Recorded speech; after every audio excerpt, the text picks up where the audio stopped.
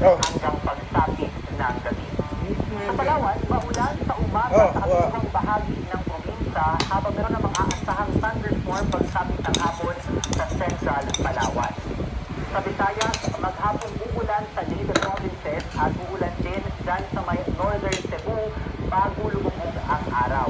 Pagsapit naman ng gabi, iaasahan pang mga pagulan dito po sa bahagi ng Samar provinces, gayon din sa may Southern Leyte at maging dyan sa bahagi po ng Iloilo.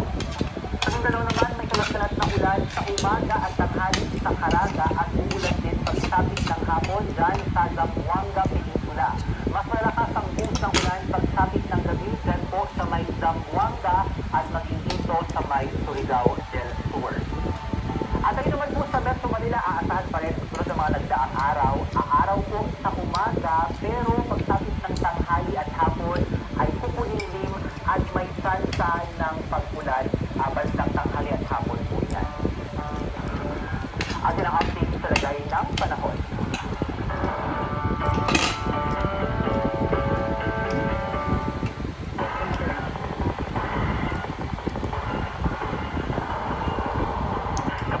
Base sa isang taong pag-aaral, mas magiging madalas ang pagtama ng mga super typhoon sa Pilipinas kung magpapatuloy ang mga aktibidad ng tao na papabilis sa pagbabago ng klima. Kaya naman sa UN Climate Negotiations sa Brazil, itinulak ang kahalagahan ng pagkilos ng lahat ng bansa para mapabagal ang paglala ng krisis sa klima. Nagpapatrol, Rafael Bosano. Nasusunod pa ang pagkaklibo at super pagkuwan. Ito ang lumalabas sa pag-aaral ng Imperial College London.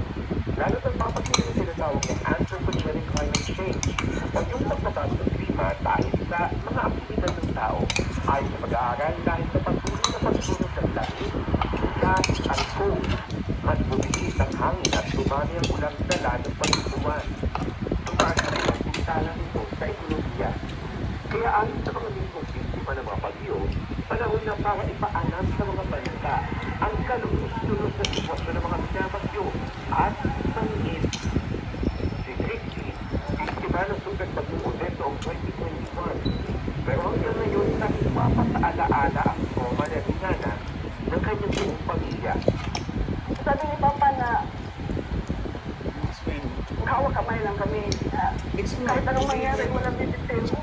Kung makasurvive, hindi makasurvive. Kung mamatay tayong lahat. 400 namatay sa pananalasa ng pag-uudit. Dahilan para pagsuksa ang maraming pamilya sa panahon na sana'y nag-iringong sila ng Pasko. Ang Ramon Magsaysay Awardee at Mangingisda na si Roberto Manion, aminadong nakakasawa na ang maging biktima ng malalakas na bagyo. Ilan pa ba ang gustong mamatay ng mga Pilipino bago tayo pakinggan? Ilan pa ba kabataan ang magugutom at mamamatay sa tama ng mga baha at bagyo? Sana bigyan din ng pansin ang climate change program sa Pilipinas.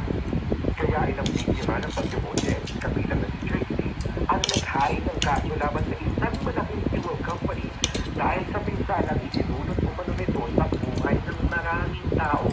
Naniniwala ang mga scientists na dahil may siyensya na pinagpatiyan ng reklamo, walang dahilan para hindi ito ubusan.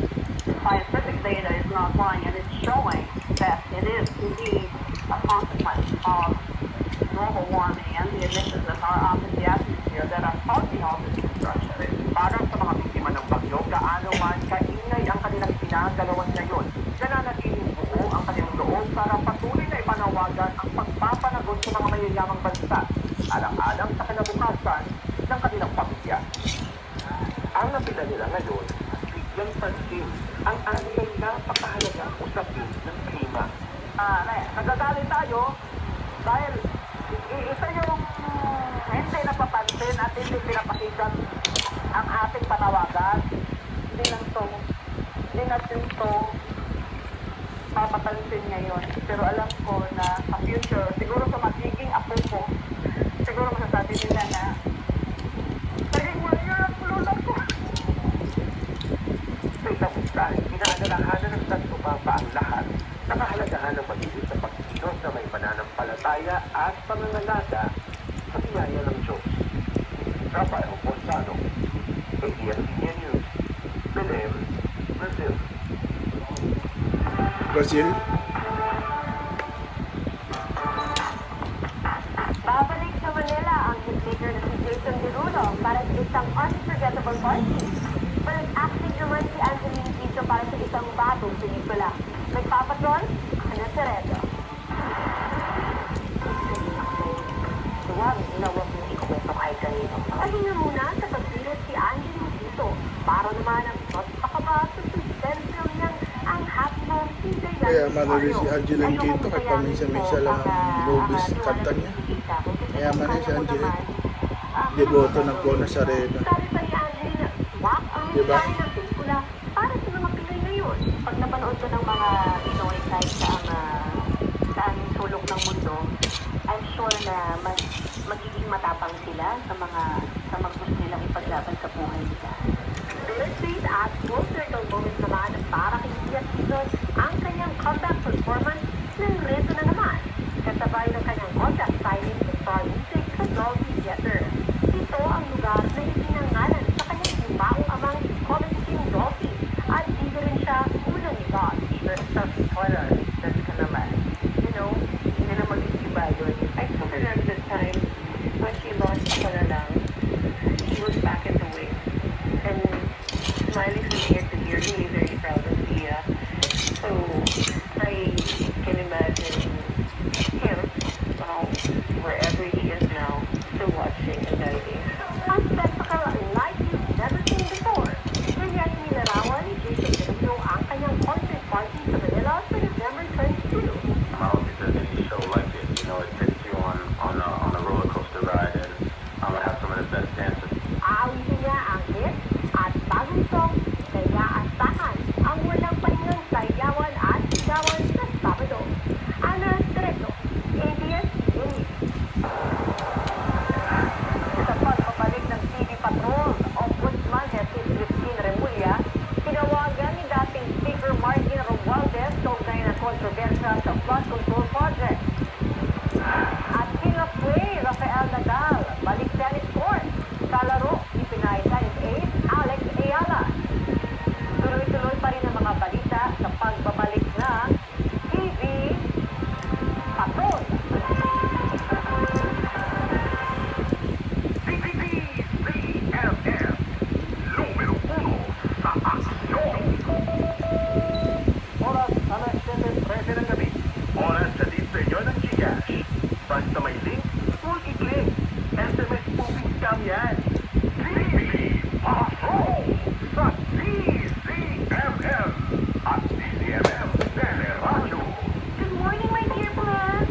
Titiligan ko kayo, bakit di kayo matiwan?